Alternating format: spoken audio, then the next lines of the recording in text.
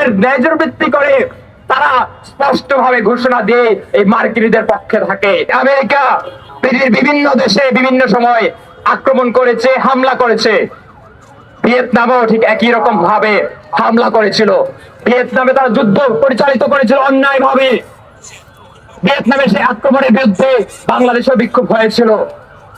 এবং আমার অত্যন্ত গর্বের সাথে বলি, এই বাংলাদেশে ভিয়েতনামে আক্রমণের বিরুদ্ধে যে বিক্ষোভ হয়েছিল, সেই বিক্ষোভে বাংলাদেশের প্রথম ছাত্র হত্যা সংগঠিত হয়েছিল। ওই তখনও ডাকসু ছিল, ডাকসুর নেতৃত্বে এবং আমাদের বন্ধু প্রতিম সংগঠন ছাত্র ইউনিয়নের নেতৃত্বে যে আমেরিকা বিরুদ্ধে বিক্ষোভ হয়েছিল, সেই বিক্ষোভে ছাত্ররা প্রাণও দিয়েছিল। ওই প্রেস ক্লাবের সামনে শহীদ মতিউল কাদের চত্বর দাঁড়িয়ে আছে সেই স্মৃতির অংশ হিসাবে। আজকে এই 26 সালে আমরা দেখতে পেলাম সেই ইরানে হামলা করা হচ্ছে, ভেনেজুয়েলাতে হামলা করা হচ্ছে, এবং আমরা একই সময় দেখছি বাংলাদেশে ঢাকা বিশ্ববিদ্যালয়ে ডাকসুর মতো একটা প্রতিষ্ঠান সক্রিয় আছে। কিন্তু অত্যন্ত দুঃখের বিষয়, এর বড় কোনো প্রতিবাদ তাদের দ্বারা সংগঠিত হইতে দেখি নাই।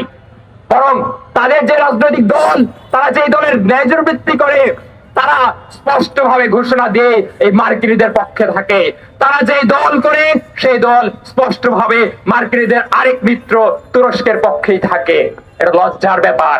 ঢাকা বিশ্ববিদ্যালয়ের যে সাম্রাজ্যবাদ বিরোধী চরিত্র, সেই ভিয়েতনাম সংহতির মাধ্যমে আসলে গঠিত হয়েছিল, সেই সাম্রাজ্যবাদ বিরোধী চরিত্র এই বর্তমান ডাকসু শিবিরের নেতৃত্বের ডাকসু আসলে সেই চরিত্রকে ধ্বংস করেছে।